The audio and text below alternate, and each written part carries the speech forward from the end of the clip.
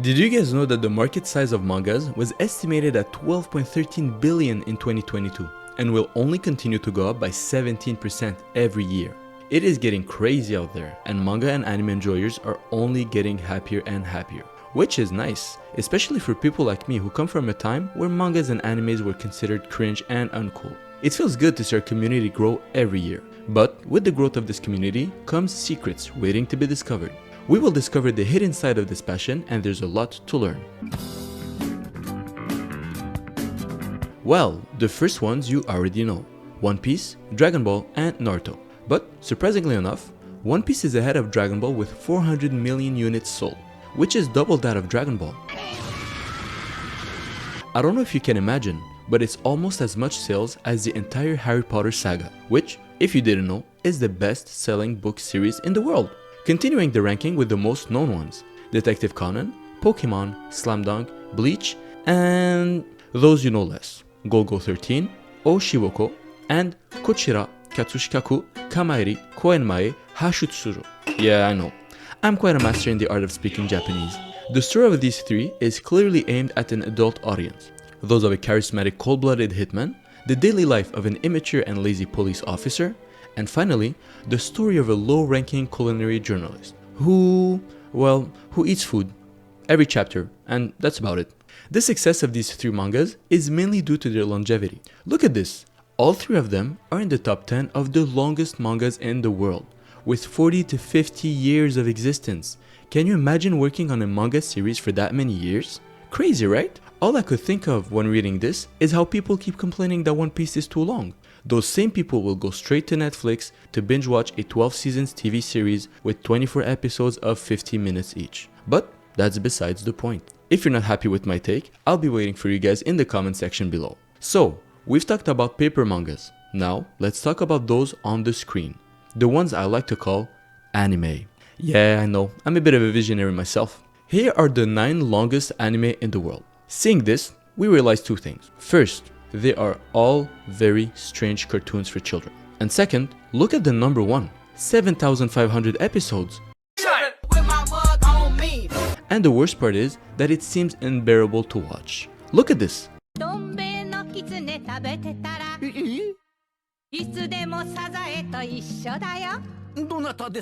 Sazae-san is a manga that started in 1946 and holds the record for the longest broadcast in the world. Guys, 1946, that is 1 year after the end of the Second World War.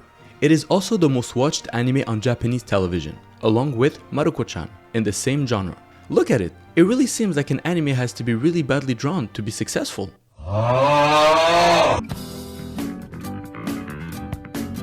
Eiichiro Oda, the author of One Piece, earns more than $21 million a year with his work. With that salary, you could buy a small country. But not him. He only sleeps 3 hours a day because he only has time for work.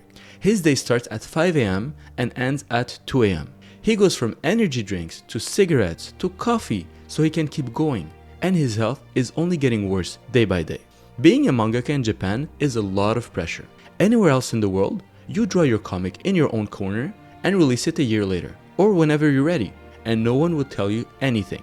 In Japan, it's different. Every week, magazines like Shonen Jump publish 19 pages of your manga without stopping. And at first, it's far from being torture. It's an opportunity, but it can quickly slip through your fingers. At the end of the magazine, the public is asked to vote for their new favorite manga. And if you're not among the top, well, the adventure ends here.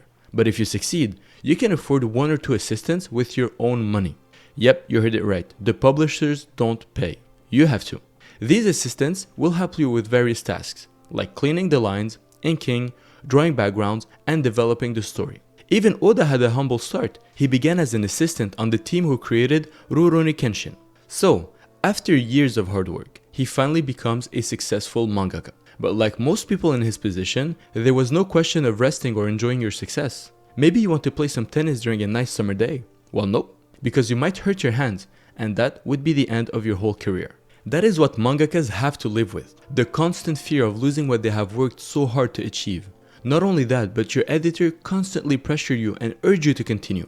For example, Dragon Ball was supposed to end with the Frieza saga, but no, it kept going and going, generating millions of dollars every year for decades now. Pain seems to be the only way to have breaks. Take for example the author of Hunter x Hunter, who holds the record for the number of sick leaves. Even with all those breaks, he still had his health ruined. For animators, it's even worse. Many of you can't stop criticizing the ugly drawings of Dragon Ball Super, which to be fair aren't that bad.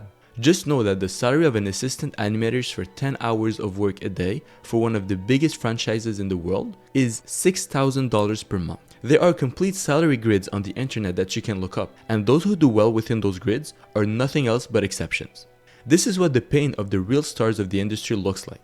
Man, I quit. You quit? I'm done. Yes, I quit. I'm tired of this. What? No, I'm done. You're done? Take for example, Mayumi Tanaka, the voice actress of Luffy in One Piece, who at over 60 years old still has incredible energy, and yet she still lives through trauma and fear, as most of the successful voice actors in Japan are adored like idols. They face death threats and harassment quite often. Some contracts even prohibit you from having romantic relationships to preserve your image, which, in my opinion, is completely wild and unacceptable. Despite these challenges, when you ask these people if they regret their profession, most of them will answer with no. The vast majority of them are happy doing this job. They are happy to live up their passion, and that is what counts the most.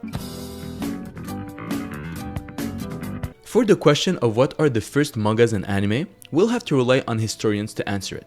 The tradition of mangas dates back to the narrative scrolls of Emakimono in the 18th century, which Katsushika Hokusai invented for his caricatures. The term manga means whimsical image in its literal sense, and it wasn't until 1907 that we saw the first 2-3 seconds of animation, and in 1917 for the first commercial anime. But, well, it's not really the mangas as we know them today. The true father of modern manga is Osamu Tezuka. It's him who gave us the codes, the layouts, the panels, the movement. He gave everyone the secret sauce needed for the industry to succeed. I made a video on the subject, so make sure to give it a look on my channel. Tezuka will later be known as the father of Astro Boy, Princess Knight, Blackjack, and Kimba the White Lion. Until then, Japan had copied a lot from Western works, an admiration and also jealousy that peaked during World War II. For mangas and anime, serious things started in the 70s with the birth of Captain Harlock, Goldorak, Ulysse 31, and Candy. The 80s offered the legends we know today: Captain Tsubasa, Dragon Ball, and the Fist of the North Star.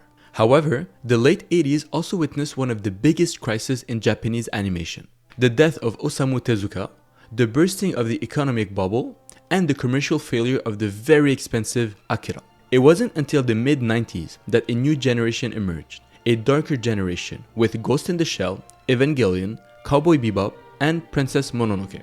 Then came the explosion in the 2000s with Pokemon, One Piece, and finally Naruto in 2002, making a new golden age for manga. Do you know Japan's diplomatic strategy? It has a name: Cool Japan. Its goal is to become a global cultural superpower. If you fail to have an army, well, just flood the world with Japanese culture. This is not a bad joke, but an actual goal of the Japanese government. For example, the guy who made Pineapple Pan pineapple apple pan was paid by Japan to be the goodwill ambassador for Japan's sustainable development goals. Not bad, huh? Manga, by its nature, is political, an attack strategy aimed at pop culture. And calm down people, no matter how loud you scream, you cannot separate anime and politics. The truth is that the Japanese economy is very dependent on the cultural industry. The declared objective is to reach 2% of the GDP by 2025, which would be more than their agriculture. Want more numbers? 60% of all animation worldwide is Japanese, and half of the books read in Japan are mangas. There are so many that we use more trees to print them than to make toilet paper. This industry is so big that Spirited Away, the most profitable film of all time in Japan, surpasses Frozen and Titanic. But to be fair, it's cheap, so it exports well. Compare this to an episode of Game of Thrones, which cost 15 millions to produce. Anime seems cheap as it costs around $100,000 per episode to make. What would you prefer, producing 100 episodes of Naruto or a single episode of Friends for $10 million? Finally, to show how saturated the industry is, 250. That's the number of new anime produced each year for Japanese television. If we start including small productions, Korean anime, and online releases, well, there would be more than 15,000 animes. It would take more than a lifetime to watch them all. So if your friends keep telling you that mangas are just about Naruto or children's books, share this video and show them that behind this passion, there's a fascinating story. Alright guys, that was it for me. If you enjoyed this one, make sure to leave a like and subscribe. And as always, thank you for watching and see you on the next one.